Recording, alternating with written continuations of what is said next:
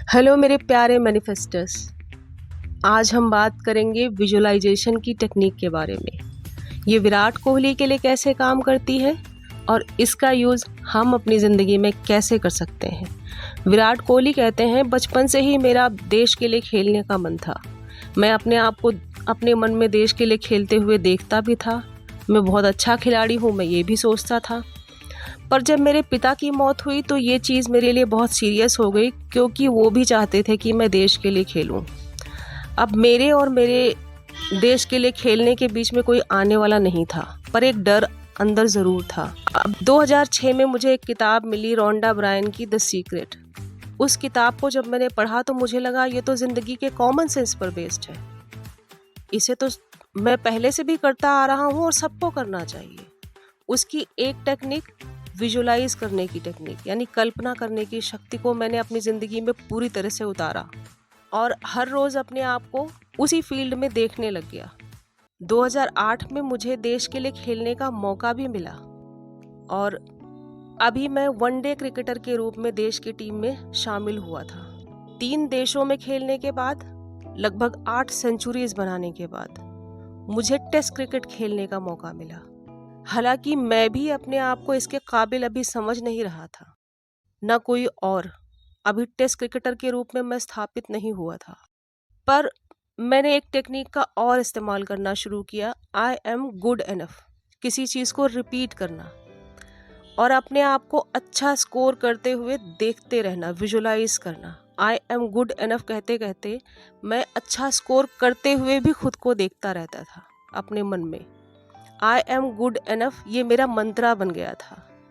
जब वो पहला टेस्ट मैच हुआ तो उसमें मैंने पहली इनिंग में 48 रन और दूसरी में 75 रन बनाए, जो पूरी टीम में सबसे अच्छा स्कोर था। हालांकि मैंने अच्छा स्कोर किया था, पर अभी भी मैं टेस्ट क्रिकेटर के रूप में पूरी तरह से स्थापित नहीं हुआ और मेरा भी कॉन्फिडेंस ऊपर नीचे होता रहता था। लोग मुझे क्रिटिसाइज करते रहते थे। इसके बाद 2014 का साल आया जब मैं इंग्लैंड के दौरे पर गया। वो मेरे करियर का सबसे ख़राब टाइम था। वहाँ मेरा प्रदर्शन बहुत ख़राब हुआ। वहाँ से वापस आने के बाद मेरे पास 2 रास्ते थे। एक, या तो मैं सिंक इन कर जाऊँ, दोबारा कभी टेस्ट क्रिकेट की तरफ देख भी ना पाऊँ।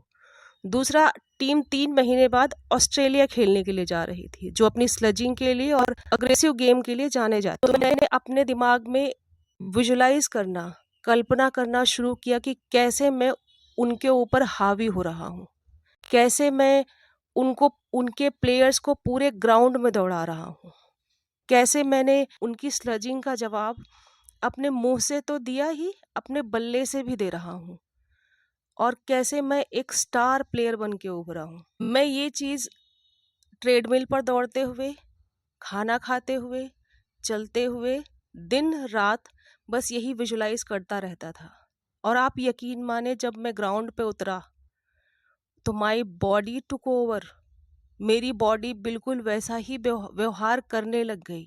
मेरे साथ दिमाग में रिहर्स की हुई घटनाएं वहां घटित मुझे होने लगा लगी। ये तो कमाल हो गया, ये तो वंडर्स करता है, ये सभी को करना चाहिए।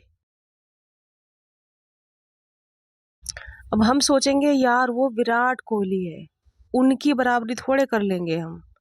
सही बात है, सबको विराट कोहली बनने की कोई ज़रूरत भी नहीं होती। हम अपनी ज़िंदगी के विराट कोहली बन जाएं, वही बहुत है। अब जैसे हमारी ज़िंदगी में हमेशा 2 टाइप की चीज़ें होती हैं। एक, वो जो हमें लगता है हम कर सकते हैं या कर लेते हैं। दूसरी, वो जो हमें लगता है कि अगर ये हो जाए तो ये हमारा अल्टीमेट गोल होगा, मतलब इससे आगे तो कुछ हो ही नहीं सकता। जो हम कर सकते हैं उसमें, जैसे मान लीजिए मैं एक सिंपल घर में रहकर ठीक ठाक खाना बना लूँ, या कोई लड़की या लड़का ठीक ठाक खाना बना ले, और उसका अल्टीमेट गोल क्या हो कि वो राष्ट्रपति भवन में जाकर राष्ट्रपति के लिए खाना बनाए। Just imagine. और राष्ट्रपति उसकी तारीफ करे। हम क्या कहेंगे, ये कैसे हो सकता है, ये थोड़े संभव है। बस यही हम रुक जाते हैं। पर अगर हम अपनी इमेजिनेशन के घोड़ों को दौड़ाएं और देखें कि हम राष्ट्रपति भवन में खड़े हैं, खाना हमने जो बनाया है, राष्ट्रपति महोदया ने उसको टेस्ट किया है। उन्होंने कहा ये किसने बनाया है, ये तो बहुत ही अच्छा है, या बहुत स्वाद है, ये मेरे लिए आपने बनाया है तो ये आप फिर से मेरे लिए बनाना। आप अपने आसपास लोगों को स्माइल करते हुए देखते हैं, लोग हाथ बांधे खड़े हुए हैं और उस जगह की, उस हॉल की खुशबू को, बड़े से डाइनिंग टेबल को, बड़े बड़े झूमरों को, बड़े व्यू को आप बिल्कुल मतलब आंखों में भर ले रहे हैं और आप इमेजिन कर रहे हैं कि आप वहाँ खड़े हैं और आपके लिए आपका सपना पूरा हो गया और ऊपर वाले का आप हर बात पे शुक्रिया अदा कर। अब ये होगा कैसे?